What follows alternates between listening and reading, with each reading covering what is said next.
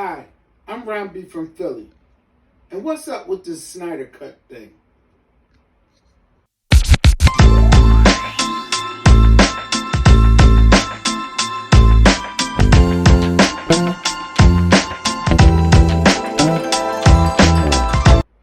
Hey, I'm Ron B from Philly. And I got something to say about this Snyder Cut. Okay, the Snyder Cut. Everybody's been hearing about the Snyder Cut. Biggest thing on television right now, Zack Snyder's Justice League on HBO Max. Was a movie that we all seen already. What's the big deal? Why do you want to see it again?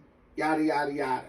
Well, I have a few things to say about comic books in general and comic movies in general and the state of comics in general. But I'll start with the Snyder Cut. My understanding, and I've done some research on this, is that the Snyder Cut really is about a lot of things more than just comic books. Like one of the things is about is racism. One of the things is about is that DC and Marvel are in an arms race like the US and the Russians were back in the Cold War. And Marvel had pulled way ahead of them with the Iron Man and the Avengers and the Endgame, and all of their movies was printing gold. Every movie they made. And DC wanted to catch up with Marvel. So they tried to rush through their movies, The Man of Steel, Superman versus Batman, Dawn of Justice, then the Justice League. And it so just happened that time, which heals all wounds. Hey, Rain. This is my dog, Rain from Philly. Time, which you can't control. Time, which things happen the way they do. Tragedy struck Zack Snyder and his family, and he had to lead a project. And he had a whole plan going for this. He might not have been going in the direction of the Avengers or of Marvel, but his plan was going in a direction. And they believed in him. Warner Brothers believed in him in the beginning. And then he had an emergency. He had to leave the project. They brought someone else in who was supposed to be a genius, who had, a science fiction genius. And they gave him a demand. Cut this movie. They really were upset at what Batman vs. Superman had done in the box office, and Superman, Man of Steel, didn't really live up to their expectations. So they were afraid that this movie would bomb in the box office. So they asked the director to come in and make some changes and cut the movie down. This movie, Zack Snyder's Justice League, is a 4-hour movie. And that it could be longer than that, but he even cut it down. So, of course, we weren't going to get a 4-hour movie. Probably, from what we know from listening to documentaries about it, we would have got 2 1-hour movies. Or two 2-hour movies. But we got 1 2-hour movie with a bunch of things cut out. And it was a terrible movie. It didn't make sense. It were big plot holes. It was big scenes that just didn't go together. And one of the things that got cut out was Ray Fisher, the person who plays Cyborg. A black British guy who came here to play Cyborg, first major role, and a lot of his parts got cut out. Now, after the movie came out and bombed or whatever, people said, but there was a cut from Zack Snyder. He had almost finished the movie. I wonder what. And Zack Snyder came out and said, I got all the rolls of tape right here. We can put this together. I just need to couple more dollars and we can get it all working.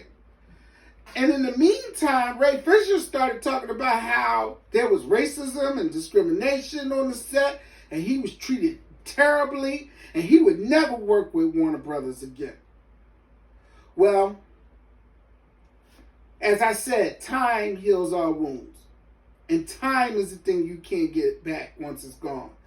So here we hit the pandemic era, and the movies is all shut down.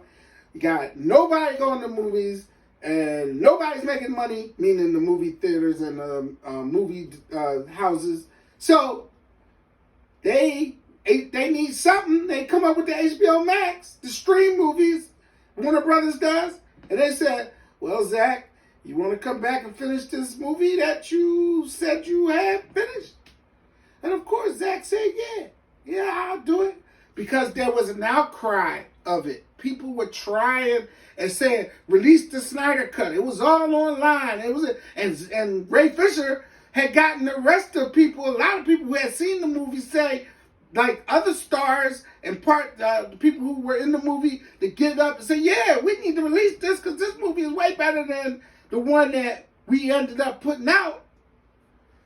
Well, in the end, it came out on Friday.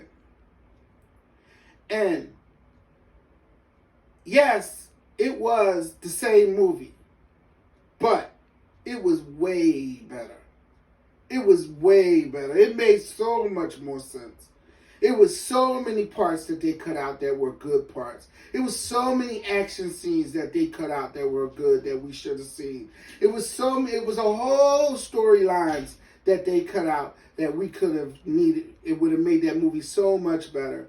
And it made so much more sense. And it's a shame because they were setting up a movie for Cyborg later, like they have in the Flash movie and the Batman movies. And now because him and Warner Brothers ain't talking, maybe later, maybe they'll figure it out. But right now, that movie is, kibosh. They're saying that they won't let Zack Snyder even do Justice League 3, which, he had more parts, but that probably won't happen either. But in the end, it's well worth watching. I would watch it. You might not be able to sit through the 4 hours, but at least give it a shot if you can, or find somewhere to go and see it because it's well worth it.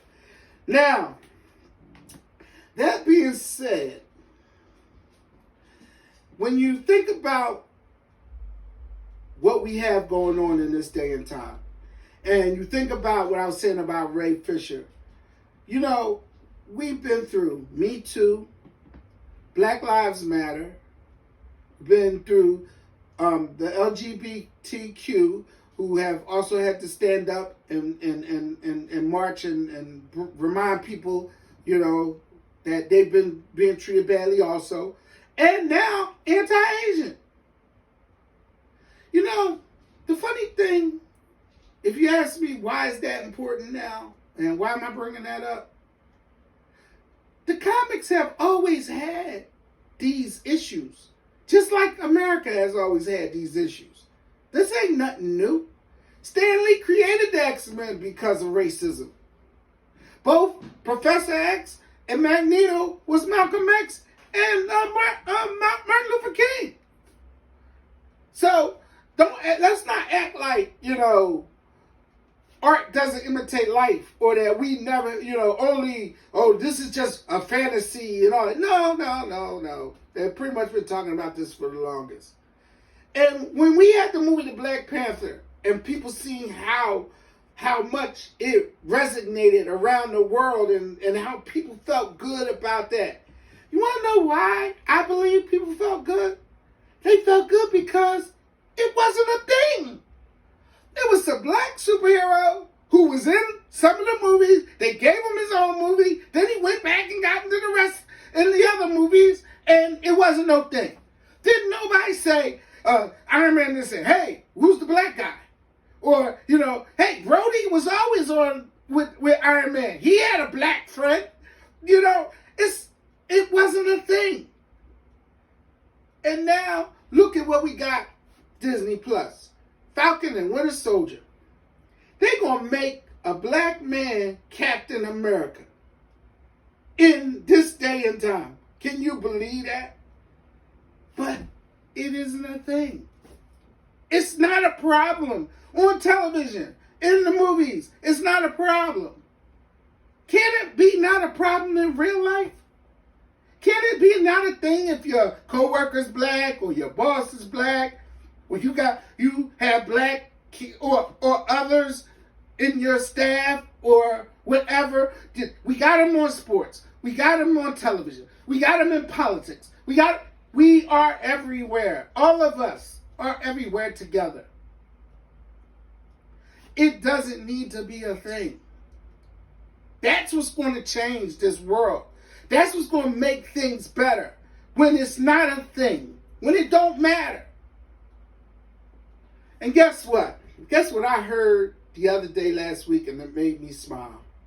They're bringing back the Proud family. Now, a man of my age, 52 years old, yes, I watched Penny Proud. Yes, they was the funniest thing with the grandma and the little girl with the pigtails. And they're bringing, Disney Plus is bringing that back. Now, again, why is that such a big deal? Because it was a whole black family on a cartoon. Look around. Even Scooby-Doo didn't have a black friend. Unless you count Scooby, the dog. But the point is, if you don't start bringing this type of stuff out so even the children can see other people and other people together, and it's not a thing. It's just entertainment. It's just another show. That's the kind of thing that I believe will change cultures and start to change feelings and start to make people not so distrusting of others and what others is going to do to them or what they're going to take from them. And we all just want to get along. We all just want to live. And that's me, Ron B. I talk about what I know about, and I got something to say.